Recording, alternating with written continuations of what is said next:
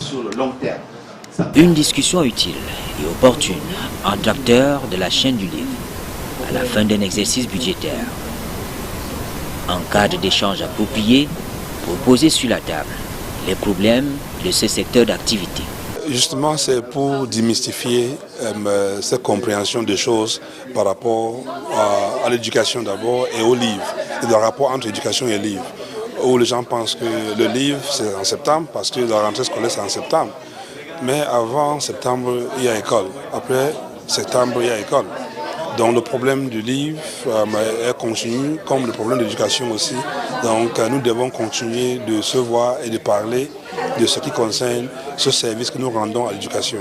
Mais principalement, en ce moment-ci, c'est la fin de l'exercice de la vente 2021 et ce n'était que normal de se rencontrer et se dire comment les choses se sont passées, le temps de se préparer, comment nous devons pouvoir ajuster ce qui est ajustable entre nous pour la rentrée prochaine. Tout ça renvoie, n'est-ce pas, au défi que les acteurs de la chaîne du livre doivent se donner, n'est-ce pas, pour les meilleures perspectives d'avenir. Parce que, au vu de ce que nous avons développé au cours de cette rencontre, il était justement question que les acteurs fassent une certaine introspection.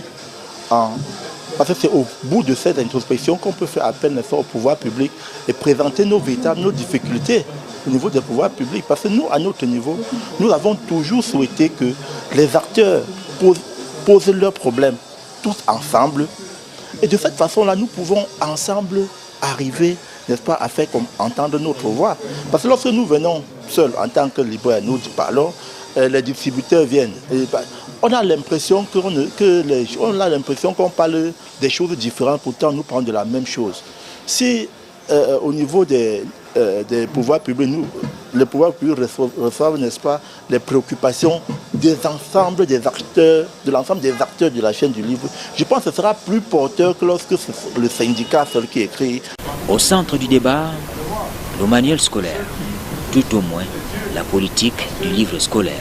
Au début de l'implémentation de la politique livre unique, on a cru que c'était du sésame, les libraires allaient mieux s'en sortir. Mais chemin faisant, nous nous rendons compte que nous avons encore des difficultés parce qu'il y a beaucoup de choses qui entourent cette politique-là que nous demandons au pouvoir public de pouvoir réguler et ça ira mieux. La politique livre unique est mise à mal au Cameroun par certains chefs d'établissement qui cherchent peut-être à avoir du gain, disant que le livre homologué est moins enrichi. Mais je pense que ce sont des livres évalués par nos inspecteurs nationaux qui ont la tâche à cela. Donc j'attire l'attention du pouvoir public sur cet aspect-là.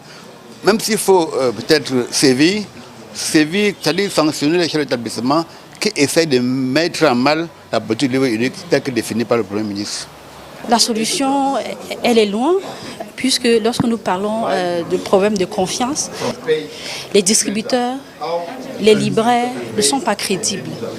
Ils vendent, mais ils ne payent pas leurs factures chez l'éditeur qui a investi pour imprimer, transporter ses livres et les mettre dans le marché. L'éditeur a beaucoup de défis. Déjà, le premier challenge que l'éditeur rencontre, c'est cette problématique du prix du livre qui a considérablement baissé. Le prix du livre a baissé, mais le coût qui entre dans la fabrication du livre, le coût des intrants n'a pas baissé du tout. Et le chiffre d'affaires a considérablement chuté, puisque le coût du livre baisse, mais le pouvoir d'achat également n'augmente pas. Les parents n'achètent pas le livre.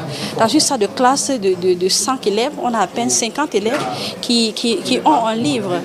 Donc nous avons compris le désir des pouvoirs publics de pouvoir baisser le prix du livre pour amener les parents à acheter le livre à leurs enfants.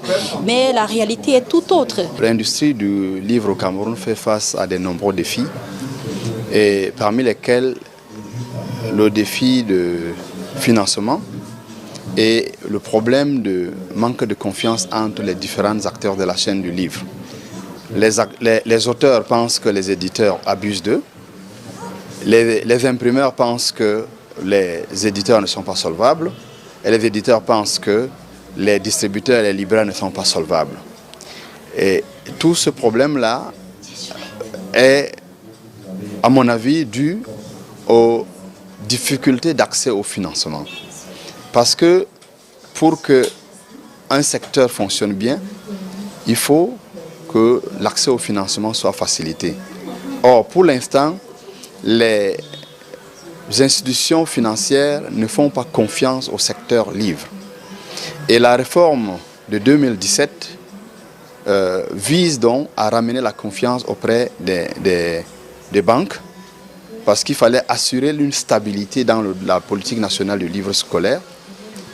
Mais malgré, n'est-ce pas, cette volonté et cette amélioration au niveau des textes et la mise en place effective de la politique nationale du livre scolaire, les banques tardent encore à réagir favorablement malgré la grandeur du marché. J'insiste beaucoup sur la professionnalisation de la chaîne. Je pense que la nouvelle loi qui vient d'être votée à l'Assemblée nationale va donner un véritable coup de pouce à ce secteur-là, qui va faire que désormais, je pense qu'il faudra être en mesure, n'est-ce pas, de satisfaire un certain nombre de conditionnalités pour être véritable, pour prétendre, n'est-ce pas, travailler dans ce secteur.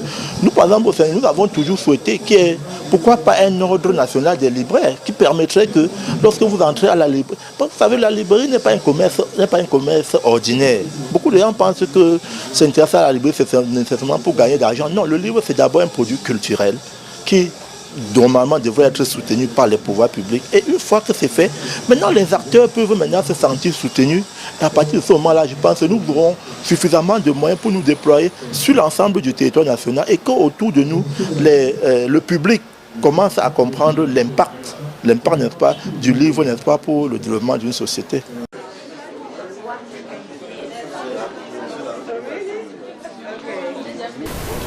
Les regards sont tournés vers l'État en amont de l'élaboration de la politique du livre, le livre scolaire surtout. Il fallait que l'État crée un fonds de garantie qui peut être logé auprès des banques partenaires de l'État et que les dossiers de financement soient non seulement étudiés par la banque, mais également par la Commission nationale du livre et par le ministère des Arts et de la Culture qui va donner la caution. Parce qu'il est difficile de trouver un éditeur ou un distributeur qui a un titre foncier évalué à des centaines de millions. Or, pour rendre le livre disponible partout à travers le pays, il faut du financement. Le libraire a besoin d'un minimum de 50 millions pour achalander ses rayons, tandis que le distributeur a besoin d'au moins 1 milliard pour achalander ses rayons. Et l'éditeur, quant à lui, s'il a un livre au programme, il a besoin de pas moins de 150 millions.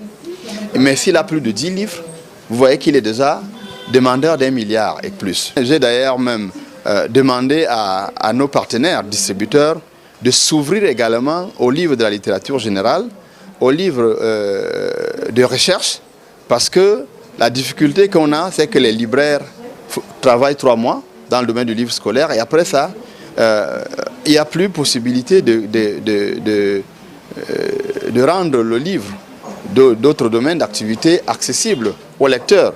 Donc vous avez parfois des gens qui sont à Douala, à Yaoundé, à Bafoussam, à Garoua qui veulent le livre, mais ils ne trouvent pas. Actuellement, vous connaissez le livre qui est... certains livres qui sont d'actualité. Les deux opposants majeurs ont publié, mais leurs livres ne sont pas disponibles en dehors de Yaoundé et Douala. Et donc comment on fait? Et là aussi, pour la professionnalisation du secteur de la distribution, il faut former. Heureusement, le ministère des Arts et de la Culture a déjà pensé à la formation des acteurs de la chaîne du livre. Mais là, pour qu'on puisse former, il faut que les gens soient disposés à être formés, il faut que les gens soient organisés. Pour NMA Education, l'un des gros porteurs de l'édition au Cameroun, organisateur de cette rencontre, il en faut un peu plus pour assainir le secteur. Oui, ce que j'ai entendu a plutôt confirmé davantage ce que moi-même je pense de l'avenir de cette industrie dans ce pays. Vous avez entendu, j'en parlais de problème de financement, problème de prix, problème de confiance, problème de non-respect de règles de l'art et les problèmes de la professionnalisation du secteur et les décisions qui ont été prises à la hâte concernant les accords cadres par les pouvoirs publics qui ont essayé d'organiser la chaîne. Bon, maintenant, ils essaient d'organiser la chaîne, mais est-ce que, étant nouveau en ce moment, en 2018, comme autorité de ce service d'agrément, est-ce qu'ils maîtrisaient déjà tous les rouages pour pouvoir organiser la chaîne? Je ne pense pas. Donc voilà pourquoi les distributeurs eux-mêmes ont dit que ça a été fait précipitamment. Donc tous ces accords cadres ne tiennent plus parce que ça n'a pas été fait dans une bonne réflexion ou dans une consultation, je vais dire quoi, élargie et avertie. Donc mes craintes pour l'avenir de ce livre au Cameroun, c'est le fait que si le prix est aussi bas, qui ne permet pas de faire vivre la chaîne, l'éditeur ne s'en sort pas, y compris moi-même, qui, ce n'est plus à cacher, je suis le gros porteur, mais cette baisse, je disais tantôt quelque part, au niveau des impôts, j'ai été invité, pour ne pas dire convoqué, invité pour expliquer pourquoi mes impôts baissent. Et tout ça, là, vous voyez donc jusqu'où ce problème de prix peut aller. Donc ça affecte les finances de l'État, ça affecte les emplois. Si on ne fait quelque chose, il y aura beaucoup de pertes d'emplois et même des entreprises d'édition qui vont fermer. Et donc c'est en train de plomber l'édition. Et maintenant à la fin, quand il n'y aura pas de livres, on va utiliser de quel livre pour enseigner dans nos salles de classe? Les livres de l'étranger ou bien de quelle origine? Voilà, c'est ça le problème. Au bout de la chaîne, il y a les affaires, le retour sur investissement, mais surtout l'éducation de l'enfant.